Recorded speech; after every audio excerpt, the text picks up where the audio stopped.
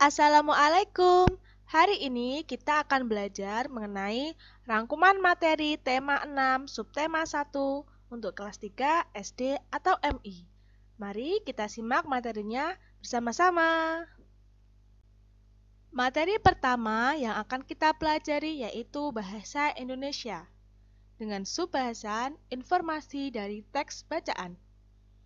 Informasi yang terdapat pada teks bacaan dapat diperoleh melalui membaca seluruh teks bacaan dengan seksama. Pada saat membaca, kita juga bisa memberi tanda pada bagian teks yang dirasa penting. Yang kedua, menceritakan kembali isi teks bacaan. Langkah-langkah menceritakan kembali isi dari teks bacaan adalah sebagai berikut. Yang pertama, membaca teks bacaan dengan seksama.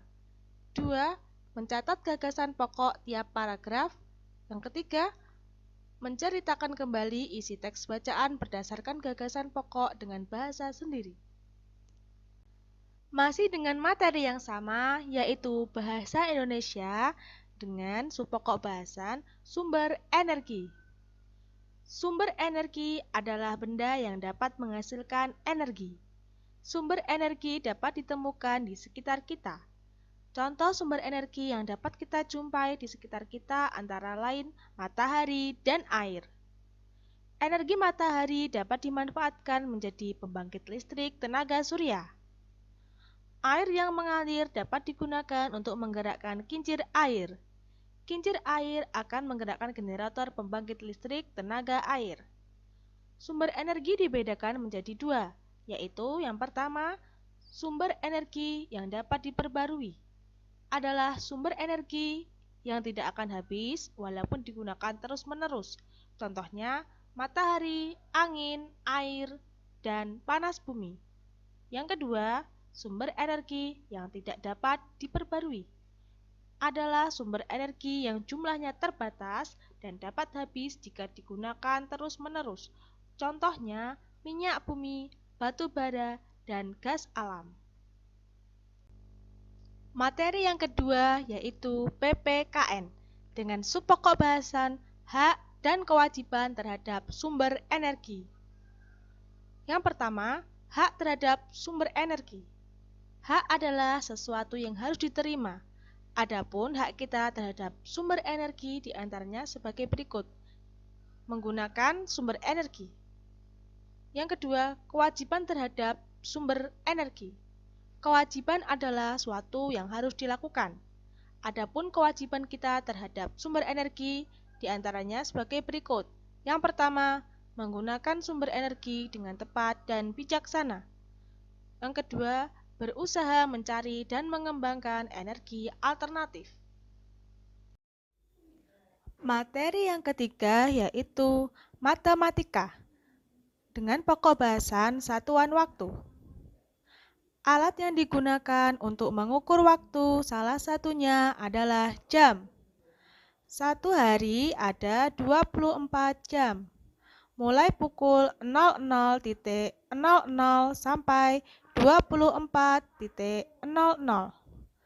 Penulisan waktu dini hari hingga tengah hari yaitu 00.00 sampai 12.00.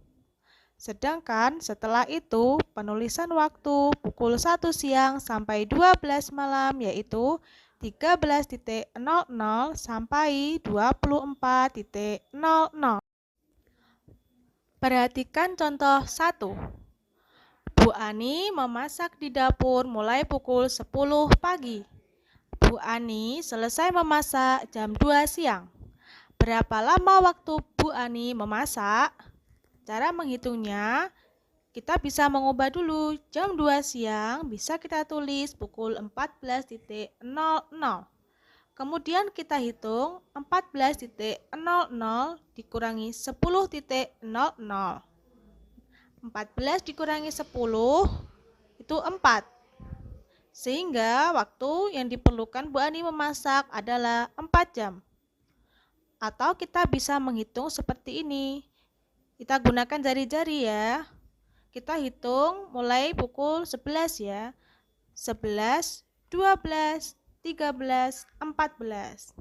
Ada 4 jam. Nah, untuk cara menghitungnya kita bisa melihat pada video. Selanjutnya contoh 2. 1 jam 25 menit. Berapa menit? 1 jam itu 60 menit ditambah dengan 25 menit. Sehingga jawabannya adalah 85 menit. Caranya bisa dilihat pada video.